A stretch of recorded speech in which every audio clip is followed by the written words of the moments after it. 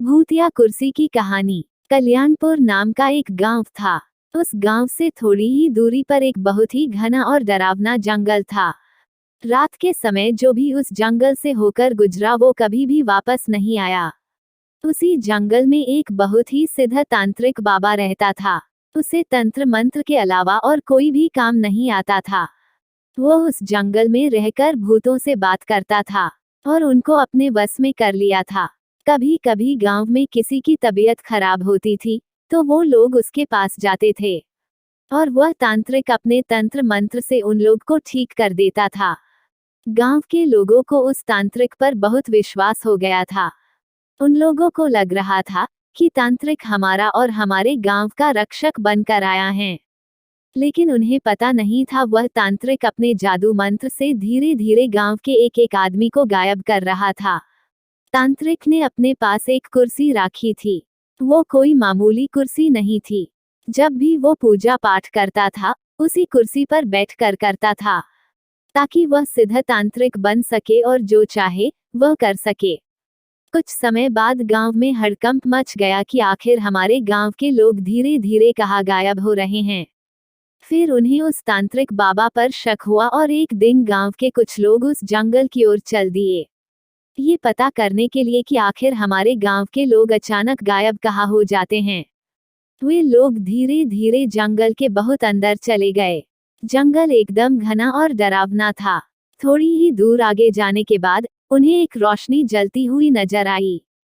फिर वे लोग वहां जाते हैं और देखते हैं कि वह तांत्रिक एक बहुत ही पुरानी कुर्सी पर बैठा है और वह तांत्रिक अपने पैर के नीचे एक आदमी को दबा के रखा है जो कि बेहोश हालत में था। जब गांव वाले उसके नजदीक गए तो पहचान लिए कि ये तो हमारे गांव का आदमी है जिसको हम लोग सुबह से ढूंढ रहे थे। गांव वालों को देखकर तांत्रिक वहां से भागने लगा। तभी गांव के सारे लोग उसे चारों तरफ से घेर कर पकड़ लिए और एक पेड़ से बांध दिए। फिर पूरे जंगल में आग लगा दिए और उस आदमी को लेके अपने अपने गांव लौट गए। अब उस तांत्रिक ने देखा कि गांव वालों ने जंगल में आग लगा दी है, अब तो मैं नहीं बचूंगा। वो बहुत चिल्लाया, मुझे बचाओ मुझे बचाओ, लेकिन उसे कोई बचाने नहीं आया और धीरे धीरे आग की लपटें तांत्रिक के पास गई और वह आग में जल के मर गया। लेकिन उसकी कुर्सी जैसी थी वैसी ही रही। उसे एक आंच तक नहीं लगी क्योंकि तांत्रिक ने उस कुर्सी को जादू मंत्र से बनाया था। ये बात किसी को भी पता नहीं चला कि वह तांत्रिक मरने के बाद भी नहीं मरेगा। गांव वाले अब खुश थे कि अब हमें किसी भी बात का डर नहीं है। कुछ समय बीतने के बाद एक दिन गांव का एक आदमी दोपहर के समय अपने खेत में काम कर रहा था। गर्मी का दिन था और उसे बहुत जोर से प्यास लगी थी। वह पानी पी के थोड़ा आराम करने के लिए उसी जंगल में चला गया जहां तांत्रिक रहा करता था। वहां जाकर देखा कि एक बहुत सुंदर कुर्सी रखी हुई है। वह देखने में बहुत लुभावनी कुर्सी लग रही थी, मगर वह एक भूतिया कुर्सी थी। वह आदमी उसे लेकर अपने घर आ गया। उस कुर्सी को देखते ही मन एकदम खुश हो जाता था। उसके घर वाले भी कुर्सी को देखकर खुश हो गए।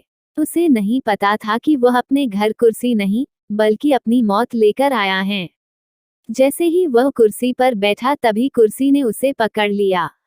उसके घर वालों ने बहुत कोशिश की लेकिन उसे कुर्सी से उठा नहीं पाए।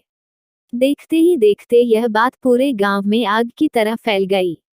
गांव के लोगों ने भी बहुत कोशिश की उसे उस कुर्सी से अलग कर सके, लेकिन वो लोग भी असफल हो गए। उसे काटने और तोड़ने की भी कोशिश की लेकिन उस कुर्सी का कुछ नहीं हुआ।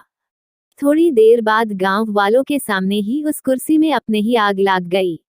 देखते ही देखते वो कुर्सी जाल कर राख हो गई और वो आदमी तड़प तड़प कर मर गया। उसके मरते ही वो आदमी और उसकी जाली हुई राख सबके सब गायब हो गया। ऐसा लग रहा था कि यहाँ कुछ हुआ ही नहीं है। तब से ऐसी घटना हर 2 या 3 दिन पर गांव में होती गई। कभी कुर्सी तो कभी टेबल तो कभी खटिया बनकर लोगों को लुभाता रहा और उन्हें तड़पा तड़पा के मारता रहा। उस कुर्सी वाले भूत ने गांव में इतना दहशत फैला दिया कि सभी लोग गांव छोड़ने के लिए सोचने लगे। फिर एक आदमी ने इस सब से बचने का उपाय किया। वो एक साधु बाबा के पास गया और अपने गांव में होने वाली सारी घटना के बारे में बताया। दूसरे दिन सुबह सुबह ही वो साधु बाबा उस गांव में आए और सबको अपने अपने घर से घी, चावल और लाल कपड़ा लेकर आने को कहा। साधु बाबा ने उस गांव के चौराहे पर एक पूजा करवाई।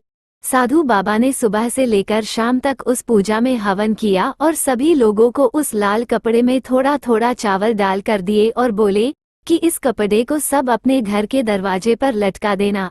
अब से कोई तुम्हारा कुछ नहीं बिगाड़ पाएगा। सारे लोग ऐसे ही किए जैसे साधु बाबा ने बताया था। उस दिन से उस भूत ने किसी का कुछ नुकसान नहीं किया और गांव के लोग बिना डर के अच्छे से रहने लगे। यदि ये कहानी आपको पसंद आई हो तो अपने दोस्तों और अन्य लोगों के साथ शेयर जरूर करिएगा।